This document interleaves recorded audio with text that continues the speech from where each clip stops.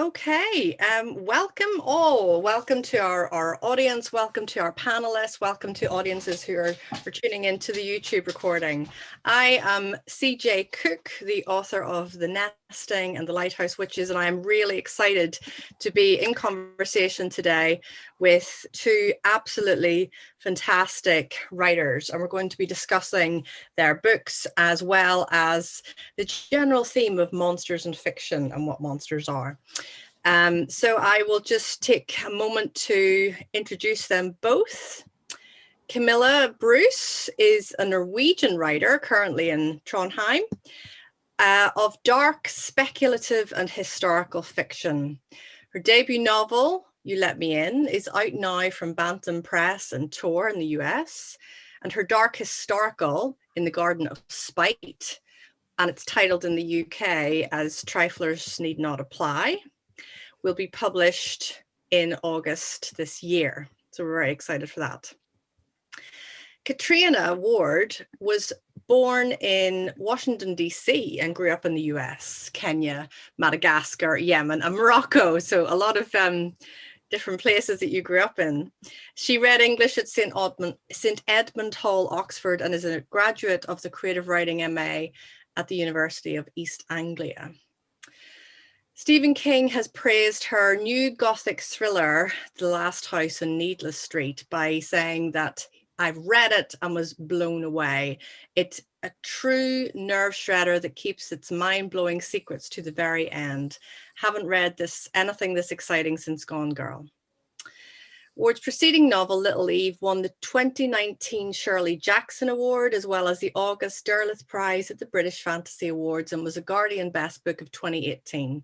Her debut, Rawblood, also won the 2016 August Derleth, making her the only woman to have won the prize twice. She lives in London and Devon. So welcome.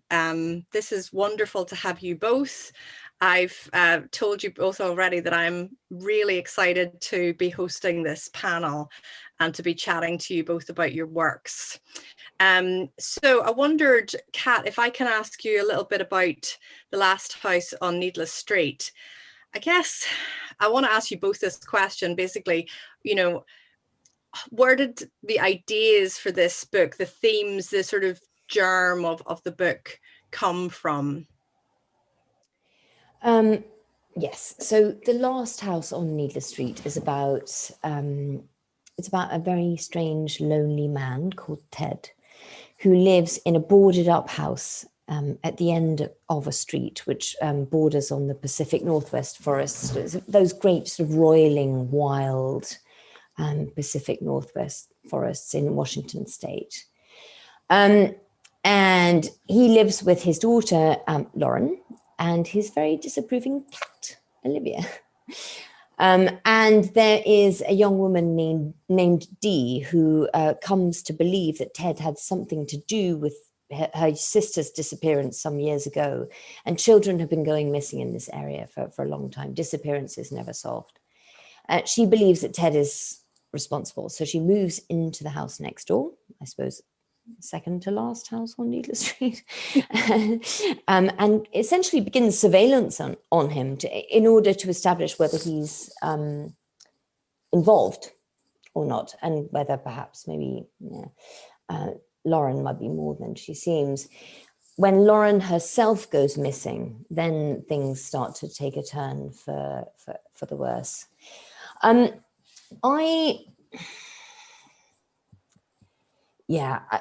This is the most demanding book I've ever written. It's the most challenging thing I've ever done as a writer, emotionally, but also technically. Yeah. So, and as we discussed beforehand, it's very, very difficult to talk about this book without doing spoilers. So I'll do my best. I'll wade around it, but there was basically the sort of like the endurance of the human mind was very important to me on this. And I know it looks like a story about horror, but I hope that it's actually a story about survival and hope. in equal measures. Yeah. That's what I wanted it to be. I wanted it to be a narrative for the survivors, not just about, perpetrators. So No, I think the themes of, as a reader, the themes of trauma, and I don't think I'm giving anything away by saying that, themes of trauma and resilience, and as you say, what a mind and a human being can go through, I think is something that it sort of creeps up on you as you read the novel. I mean, one of the things that I was really captivated by with this book was the voice, or the voices, because I don't think I've ever read a novel that is narrated by a cat. And it was so, because I was really intrigued when I came to Olivia's chapters, Olivia the cat, and I realized she was a cat. I thought, how is this going to work? This is a risk. As a writer, I thought this is a real risk, but it really works. I think there's this beautiful line. I highlighted so much in this book, but there's this beautiful line where Olivia says that our souls live in our tails, and I thought, that's such an observant, perfect way to describe where a cat's soul would be, in their tails. It's anyone who owns a cat, and I used to own cats, but I don't know. I think would agree. Do you own cats? Well, it's really funny, isn't it, the way you write stuff, because I'd never thought about this being based on a particular cat. But so as you very kindly read out, our family moved from like Kenya to Madagascar to the US to Yemen to here and there, and our cat Velvet, who happened to be a beautiful, black slinky cat, came with us wherever we went, which is kind of extraordinary when you think about it. I hadn't put those bits together when I wrote it, which is such a weird thing, isn't it? Like, you'd think as a writer, you'd be like, oh, of course, this is about the cat I had as a child. But you don't, do you? No. The writing sort of happens off stage, as it were. It's kind of in the corner. Yeah. But the main thing about writing a cat, which is really difficult, I think, because you don't want to make it whimsical. Yeah. I think it's a beautiful risk to take, but it as I said, it paid off. It pays off in this book. It's a joy to read. You're very kind. I literally don't know what I was thinking sometimes. I love that honesty. That's terrific. So what was it? Literally just this kind of thing you're writing, and then this I was just possessed by it. I really was. Like, I'd written two novels which were, perfectly fine. I think my last one had sold minus copies, which I didn't realize was possible, actually, but it is apparently. And I just thought, do you know what? If I'm going to go out, if this is it, if this is in my last go round, I'm going to do exactly the novel I want to write. I'm going to write the most bonkers, completely high concept thing that I've always wanted to do, and I never dared to, because there's always this sort of like fear that somehow publishing won't be friendly to it. And actually, I was completely right. We couldn't get arrested for the first 6 months we tried to. I probably shouldn't be saying this. No, I love that you're saying this. I think we need to hear this. And then what changed the direction of everything was Stephen King tweeted about it. I don't know Stephen King. I have no idea. The idea that Stephen King even knows my name is kind of insane. But it changed everything. People were willing to read it, I think, whereas before they'd just put it on the slush pile. Because in publishing, and I understand this, it is a business. If you do sell minus copies, what's their incentive to buy your next one? So I but after Stephen King, I mean, can you imagine though? No, honestly, can you imagine? Like, what the F? Anyway. Well, I'm so glad he did. I'm really pleased that he did, because it deserves this attention. So thank you. It's my most bonkers book. but it's brilliant. I'm all over it. I think you know, and you know, just we'll come back to this, but the way that you're really writing about monstrosity is so it's timely. It's so it tells us something, I think, about human nature, about the human mind. We're getting a new kind of way of thinking about the mind. So we'll maybe come back to that. But that's it's a really wonderful introduction to the work. And yeah, as I said, I'm so pleased that he did tweet that. And Camilla, I was so thrilled to read You Let Me In, and I don't even know how to begin to describe this book other than, you know, that emoji with the head kind of exploding. That I relish every sentence of this book. It's the structure is perfectly set up, and I won't give away the ending, but the ending made me just laugh with glee. It was just because one of the things I was thinking with this book, again, super strange and yet so grounded in, again, the mind. We have this question about the main character, Aunt Cassie. Is she, or was she just completely deluded and you know, crazy, and she has these a niece and nephew, isn't that right? It's a niece and nephew, Janice and I can't remember the name. Penelope, and there's this kind of, you know, thought that she was just she was crazy, but we get her words. Yeah, so I wonder, would you be able to tell us a little bit about the origin of this book? Well, it actually has to do with cats. Wow. Yeah, because I had two of them at the time, two brothers, and they kept dragging greenery into the house. It was leaves and twigs everywhere. And every day I had to go and pick up everything they had brought inside. And one day I was thinking to myself, what if I didn't have cats, but I still found all these leaves and greenery and stuff around the house? And that's actually where the idea came from. It just went from there.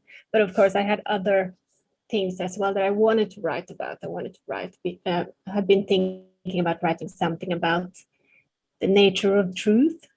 Mm-hmm. What is truth? What is yours truth and my truth? And is there a definitive truth? Yeah. And as you said, it's you have Cassie's story, but it's her story and she's telling it. So you don't know if what she's telling is true, but it's absolutely true for her. And then it's sort of up to the reader to decide if, because Cassie has been suspected of murder twice. And in her story, she can sort of explain this away through supernatural reasons. But as a reader, you have to decide if you believe Cassie or if she's actually just a little bit unhinged. Yeah. All of that comes through. Everything that you've said about truth, and because I guess what we have here is, you know, stories, and we get her story from her perspective, and then at the end, as you say, and I really don't want to give it away, but it was so beautiful how you really enable it to be seen, the kind of stakes of choosing what you believe in. But one of the things that I loved is how you make the natural world come alive in this story. So we have fairies in this story, or the fae, but in a way that I don't think I've ever encountered. And you know, that it was so visceral and the writing was so muscular and vivid. I was just really, I mean, I was so fascinated when I learned that you lived in Norway as well, because I went to Norway to write The Nesting because I needed to be in contact with nature. And I wondered if it was the Norwegian landscape and forests that really, you know, was that in your mind when you're writing the natural kind of world? That's really hard to say, actually. To be honest, I think the Norwegian landscape is in everything I write, because it's so there all the time. Yeah, of course. But I think I didn't do any research for You Let Me In. It's more like a culmination of many years with interest in the topic of fairies and folklore. Yeah. And so it was really a very natural birth of the fairies. They just arrived. But I would also say that they are rooted in the really old stories about fairies back when they were dangerous and could do real damage. Yeah, not glittery. Yeah, there's no glitter. No glitter. Yeah. Yeah, but I relished that. I relished the danger that I felt, and the sense that I felt very conscious as a reader of these boundaries I felt that had been kind of mapped or created by my previous understanding of fairies and fairy stories and folklore. And I had this real, physical sense while I was reading your book of those boundaries just being shattered, and you taking us into new terrain. And that was exciting as a reader, to imagine something that is so, set down, if you like, in terms of fairy tales and stories about fairies, that's just so beautifully subverted and made to feel, so much of a threat. And so through the story with Cassie and her, I guess, her relationship with the fairies and the fae folk, I felt worried for her and very, I was so rooted in her story because I was scared for her, so that vulnerability that you capture was so lightly done. At the same time, you don't lay it on for the reader super thick. It just, it felt effortless. Was this an effort? I mean, you said it was an easy birth, so was it quite an easy book to write? Actually, it was, yes. I wrote it in 6 weeks, the first draft. Amazing. But it was very much a passion project. I really loved writing it. It was everything I thought about for those 6 weeks. Yeah. So it was 6 weeks, Camilla. 6 weeks. Really comes across. Yeah. Are you kidding me? Mind you, not every book is necessarily like that. Have you found that with the second book that it was an easy birth? That one took a bit longer. Yes, that was like 12 drafts and many rounds. So that was very different. But it was also because that book is 8 weeks. True story. I also had to consider the actual facts while I was writing it. So that added to the time. There was more research. Okay. And so maybe we'll come back to that book. So I wanted to maybe ask you both about monsters in fiction, about horror, about genre. Let's start really broad. Should we start with questions about genre? Because I was curious. These books feel to me like we're going into territory that is slightly different than straight horror or straight gothic or even straight supernatural. We are straddling, and I to be honest, I think there's an argument to be made that these genres are kind of elastic in that sense, much more so than I think other genres. But how much did you think about the genre you were writing in, Kat? If I can ask you that, was that on your mind at all? I mean, no. I think this was my sort of like grand sort of like eccentric swan song. Mm-hmm. So for me, I was thinking about the last thing on my mind was how it would be shelved, as it were. Although we have discovered subsequently that it's very difficult to shelve. It does straddle a lot of different things. But I also think, like, I'm a great believer in that. I can't remember who said it. I think it's maybe Catriona. No, I can't remember who said, you know, that the Gothic is not a genre; it's a virus, and it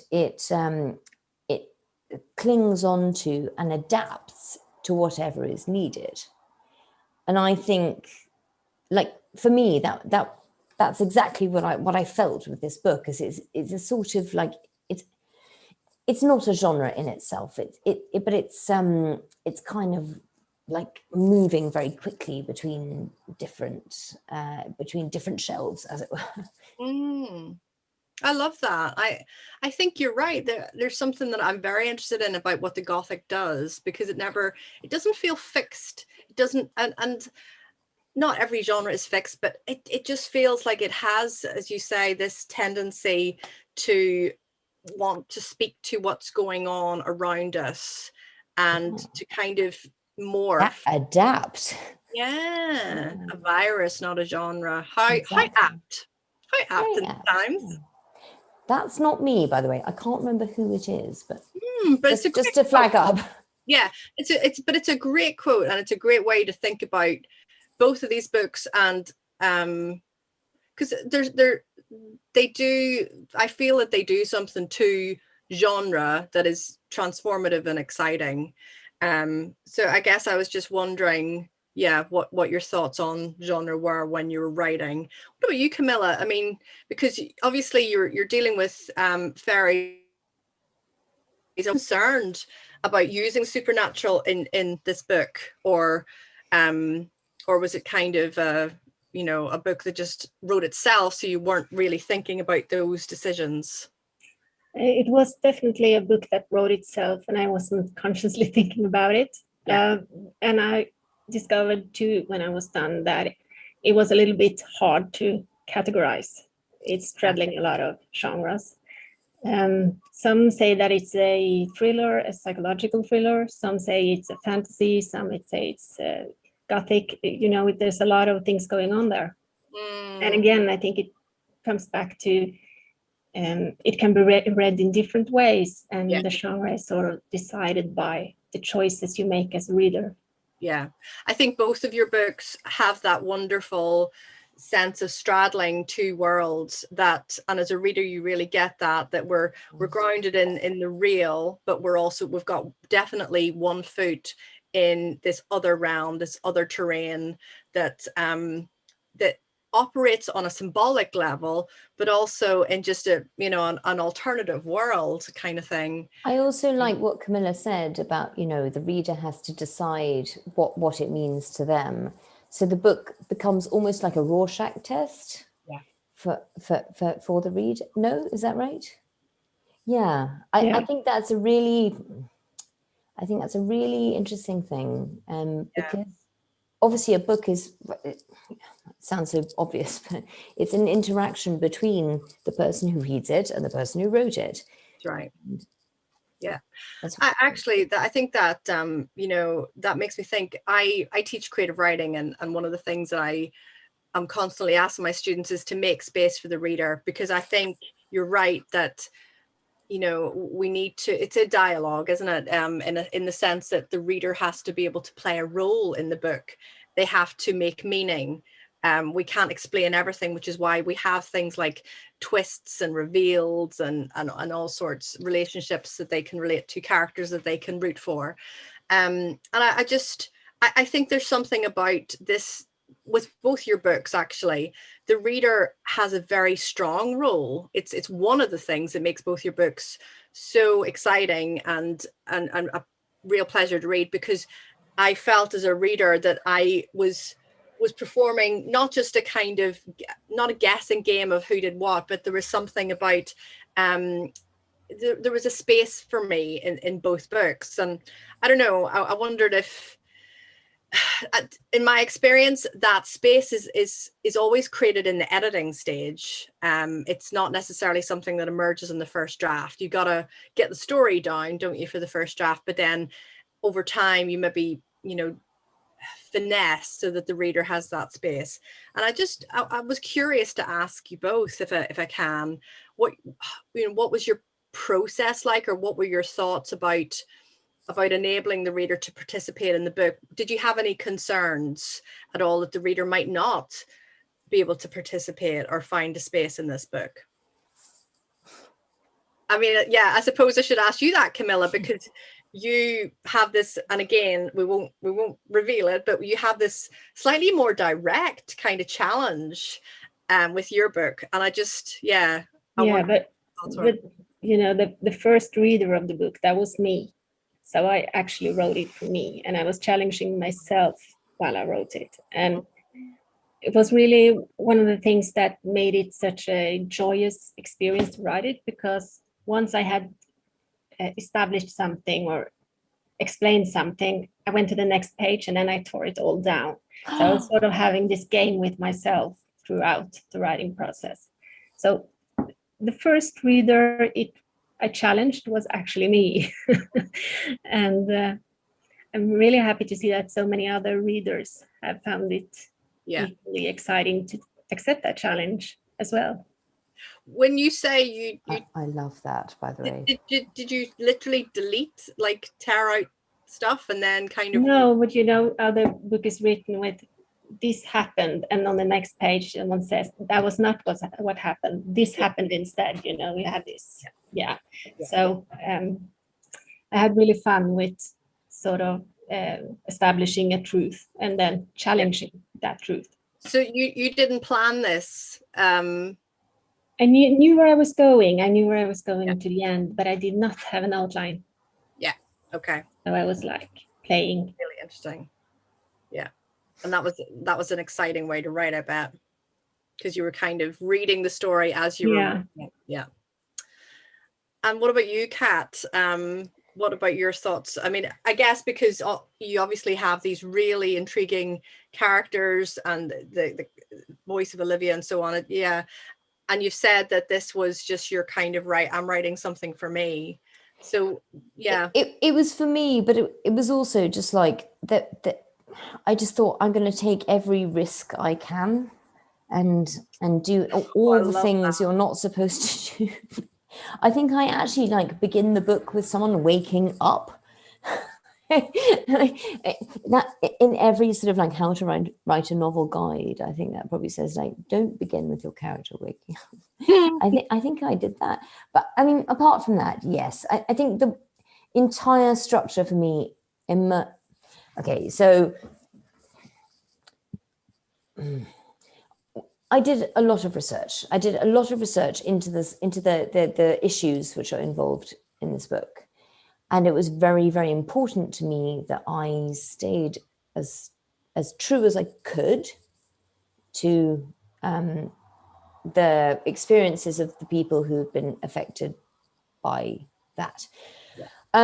And as such, I had a very, very strong journey when I started writing, which is very unusual for me, actually, because usually I'm just a bit of a smarty, whatever. I'm not at all organized usually, but I had to be for this. I felt I had to be. And what I think that I would imagine, or I would hope that the reader's main engagement comes from, as you say, the character voices. Yeah. I mean, who knew that my, strongest character would be a cat? But I do think that's where the reader finds their space is in engaging with these voices, and it's an almost obsessive gaze that you have. It's very microscopic focus that each character has on what they're doing and where they are. Yeah.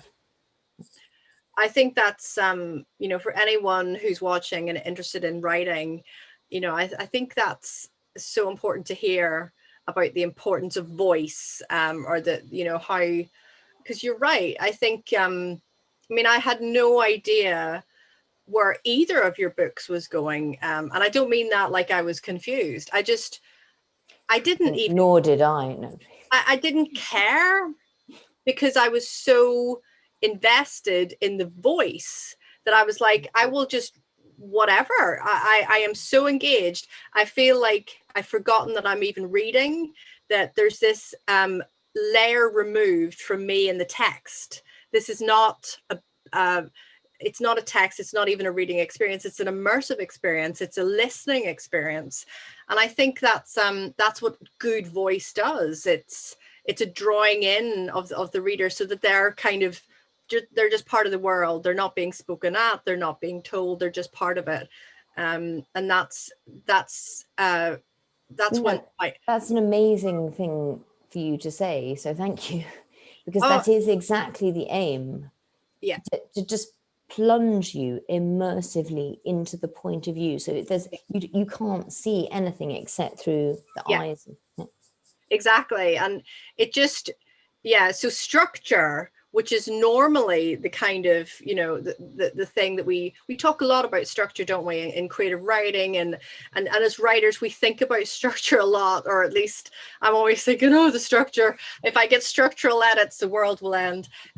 But in your books, I just was on a journey. I was just on a, you know, I just will follow these characters. I trust the writer so much, because the voice is so strong. Or in the case of Camilla's novel, just don't trust yes, just completely, just bad. That's the thing as well with your novel, Camilla, the use of because you both use unreliable narration, and actually I think in both cases that is flagged quite early in a very. But isn't first person always inherently unreliable? Like that's what its gift is. It's not unreliable really, it's just very subjective. It's it's just one person's exact point of view. Exactly. Unreliable is, yes, it may be unreliable in the sense that, you know, any very close perspective will be. No? Yeah, I absolutely agree. I mean, and I think that, you know, you're right, that the first person can be, it is inherently unreliable, isn't it? But we have here a cat who's a narrator, but also in your book, Camilla, it is very much, we have at the beginning, right from the outset, the minor characters are kind of telling us that Aunt Cassie is basically not to be trusted, that, you know, she was away with the fairies, she was a murderer. So it wasn't just that she was kind of harmless with it, she was, you know. Do you also think that there's a kind of announcement anyway when you start off with a first person, kind of close first person narrator? It's almost an announcement that this is going to be unreliable. Do you not think? And that's part of the fun of it. Are you ever going to be able to completely trust a sort of like close first person narrative? Yeah, I think that's a good point. It's fun though, because it is fun. Fun. I think that's why I love first person so much, because it's that person's story, isn't it? Even if it's just about a trip to the supermarket, it's their story. Exactly. And it could change 100 times depending on who you. And still be true. Exactly. Yeah, it has truth in it. Yeah. So I wanted to ask you both about the theme of mental illness in your work. And, you know, again, I don't want to lead us into any spoilers. And I think we can talk about this without going there. But I was just curious about your thoughts on that. You know, were you nervous about going to talk about this, or did that emerge organically? What was the kind of process like in terms of that theme in your works? Should I start with you, Kat? Yes. So the issues and the you know, the thrust of this book was very much based on some hardcore research that I did. I also met, as I said, you know, as many people as I could who were affected by that. Mm-hmm. I think you owe it to that narrative and also to those people to be as informed as possible. I mean, it's a work of fiction. You may not get everything right, but just try, you know. Yeah. Just try. It was kind of extraordinary. Writing this book, but also researching this book kind of blew my mind. It showed me a world that is so much larger and more extraordinary than anything I had ever dreamed. Yeah. Yes. Yeah. So yes, for me, that was it, absolutely central, and the entire. I don't want you to spoil it, but everyone knows it. I think from the first line, everyone knows they're dealing with a psychological drama, So I don't think that's a spoiler. Yeah, yeah. But it was, yes, it was the most, as I said, it was the most challenging thing I've ever done, but also the most extraordinary, I think. Yeah. I think Ted is a really extraordinary character. And as we get to know him as well, and we read deeper into the book, there is this I just felt that there was something really beautiful about the work here that is done in terms of trauma and resilience as well. And that's what, because I was thinking about monsters. I was thinking about how we write monstrosity, how we think about the sort of dark elements of the thing about monsters is they don't happen quickly, like 0 to 60. Yeah, they happen in gradual steps, in increments. Yeah. And that's what's so terrifying, is that you don't notice gradually that you are becoming the monster. You're not. That, I think. Do you not think that maybe? Yeah. Sorry, I didn't mean to interrupt. No, go ahead. It's just, it isn't the most terrifying thing is the potential to be the monster. Yeah. Yeah, that's awful. I think that was where part of the horror element of this book lay, was in that slow descent to becoming the monster. I mean, because when I was thinking about monstrosity and so on, I mean, we've all seen, as children, monsters are actually a huge part of literature and thought and scary things in the night. But it tends to be in terms of the physical representation of monsters.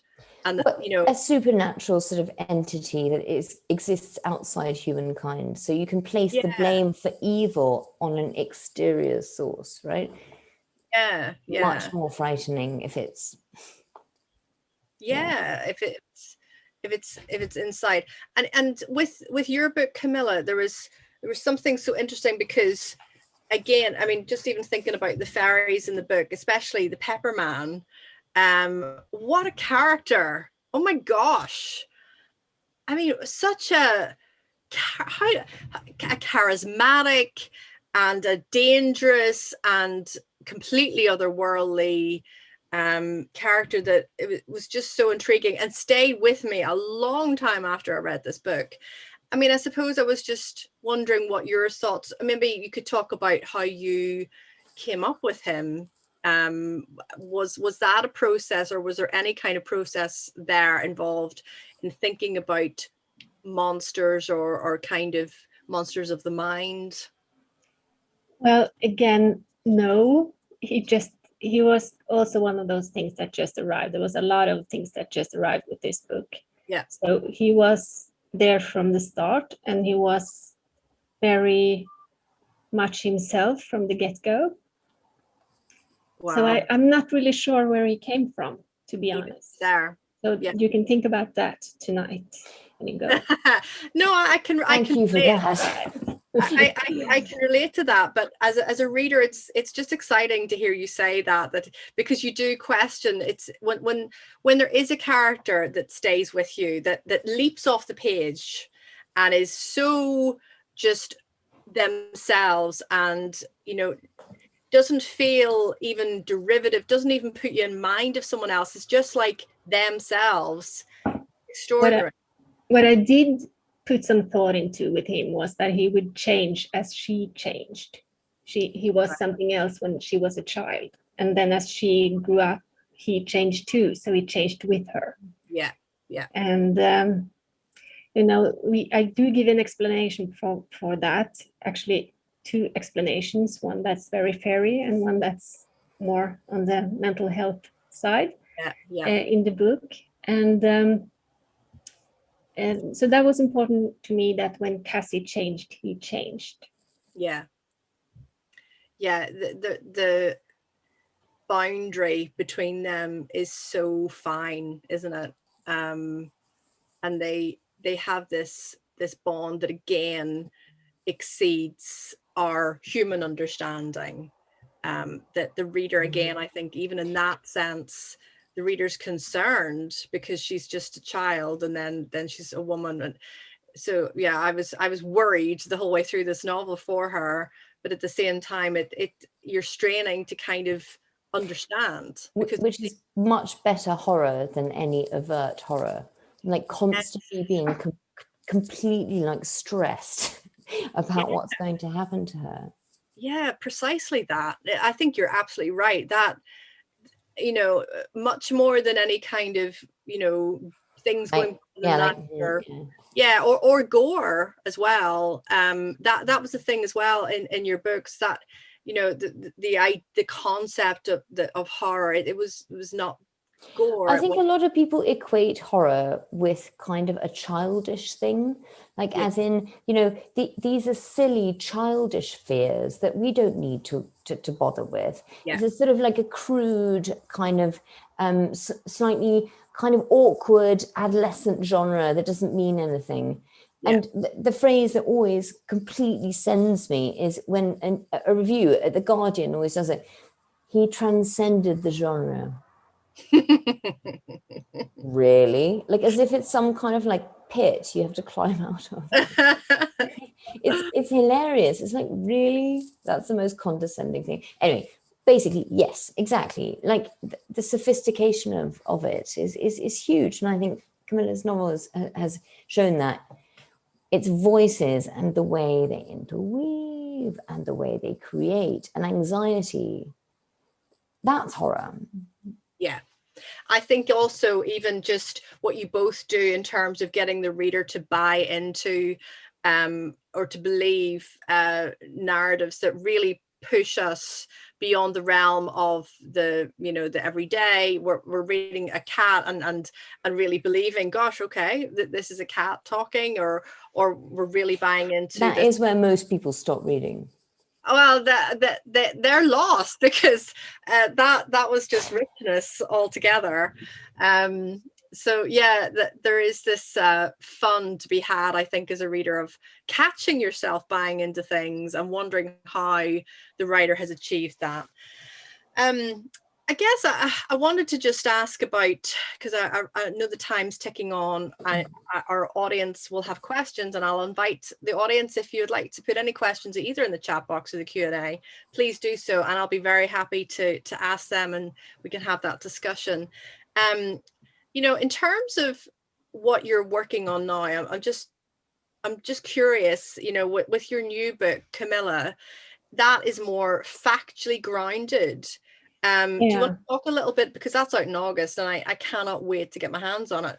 Can you tell us a little bit about that story, how that came about? Well, it's a very different book from You Let Me In. It's a different genre, and it's also just differently written. It's different style. It's about Belganes, who was a Norwegian-American serial killer in Victorian times. And she was from Norway, just around the bend from where I live. And so that was obviously what fascinated me with her at first. Because usually from what time period? From now or from? Sorry? What era? Sorry, what time period? Okay, she left for the US in the 1880s. Okay, so 19th century. Yeah. So she was an immigrant from Norway. And usually when you hear about serial killers, they are men stalking the city streets. They are not women who are somewhat like you and from the same place as you. Norway is a very small country, and we don't have many serial killers, and especially not women. So to me, that was very fascinating, that someone I could relate to on some level could go on to be extremely prolific and become a human monster. Yeah. So that was the start of that novel, especially since I lived for a year in the same valley where she grew up. So the story became very close. Really? Wow. That's amazing. So, like, did you see the same sights that she saw? Like, could you wake up and like see the same sunrise that she saw? Yeah, there was absolutely the same landscape. So, of course, she became very close. And so, you know, how did this dirt poor girl from middle of Norway go to the US and end up with a yard full of corpses? Did you worry that you were going to identify with her a little too closely? Well, yes, you know, you always toe the line and see where does the identification end, and how far can you follow her before? Yes, because you have to live in her, and and when do you become the monster? Not just other people, but for yourself as well. Where does the humanity end? Yes. So sometimes I ask myself, where are we the problem? Yeah. Do you know what I mean? Like, are we perpetuating and continuing the problem of sort of this narcissistic deification, particularly of these male killers, you know? Yeah. Of this kind of cult. Especially that. Yes. And yeah. And, you know, every time there's a female serial killer who gets caught, it's like, oh, she's the first female serial killer in this or there. But, you know, that's never off with her head. There's always someone else, but we have forgotten about them. And it's someone else. Exactly. We don't know how to. I was reading something the other day about this, about how the data sets and the way that we analyze psychopathy in that particular way is not predicated on gender. So the way that women kill is not sufficiently accounted for.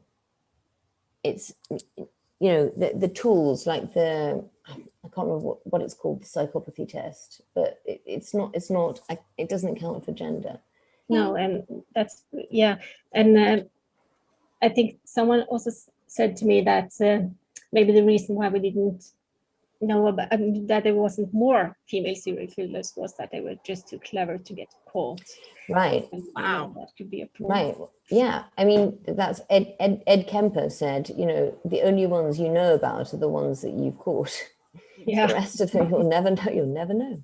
It's true. But that was when I had to do all the research, and so I read a lot about sociopathy and psychopathy and narcissism and all the related isms. The isms, yeah.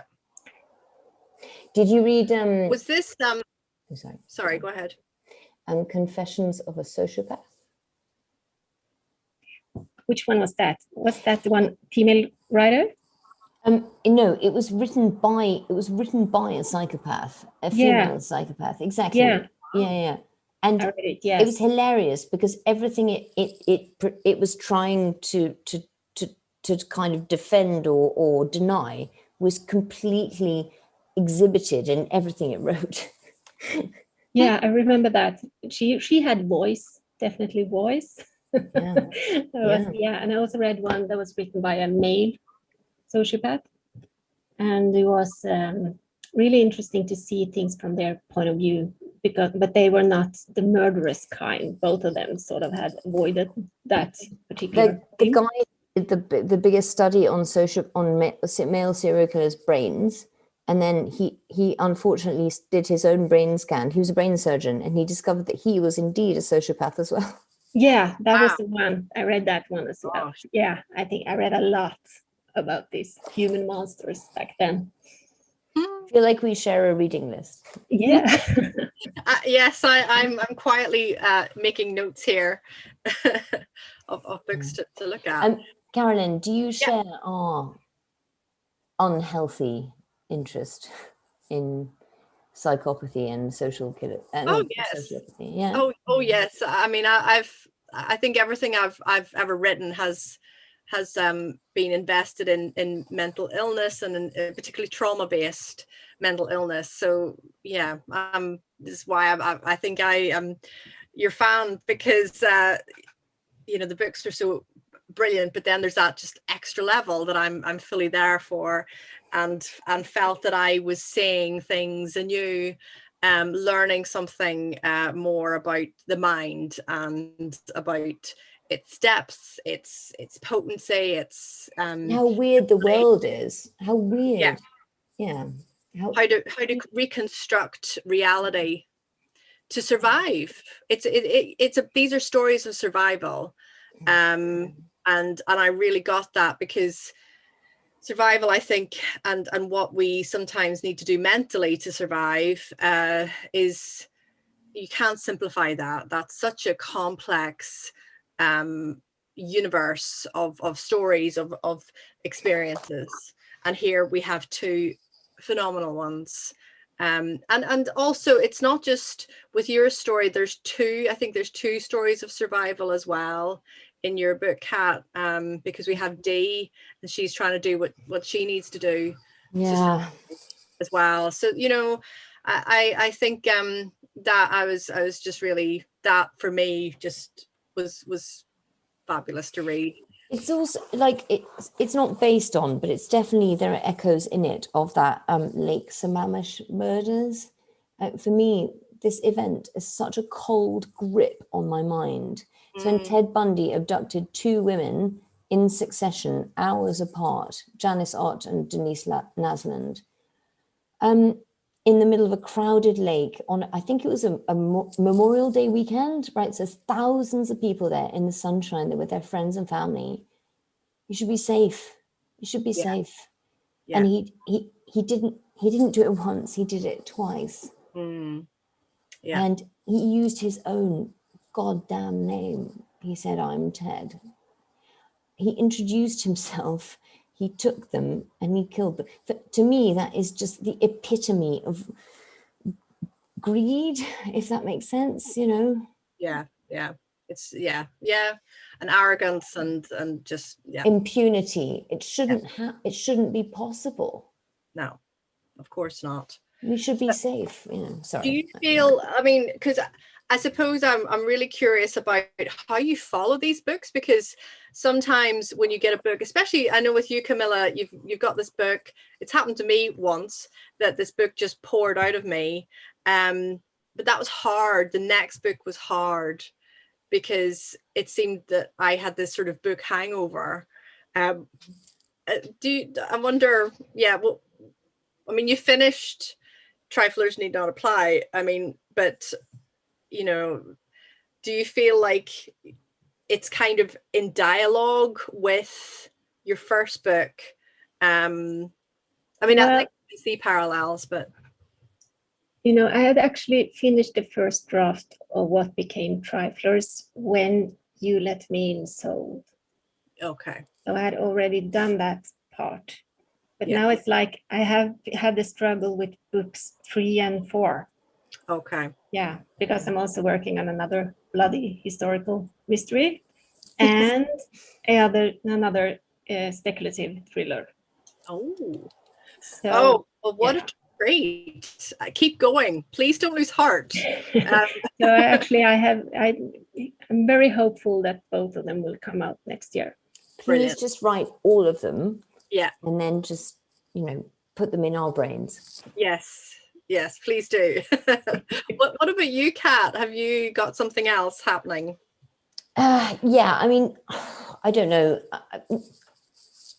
Luckily, I think I actually finished my second book of the 2-book deal that I have. I finished it before Needless Street came out. Good, yeah. Which I think is lucky because it's different. It's not Needless Street. It's a very different book. And I definitely, you know, I wrote it in a similar passion, but it's a very different idea. Yeah. And I think if I'd been trying to write it in the wake of some of the, I don't know, just, do you know what I mean? Like, I do. I know exactly what you mean.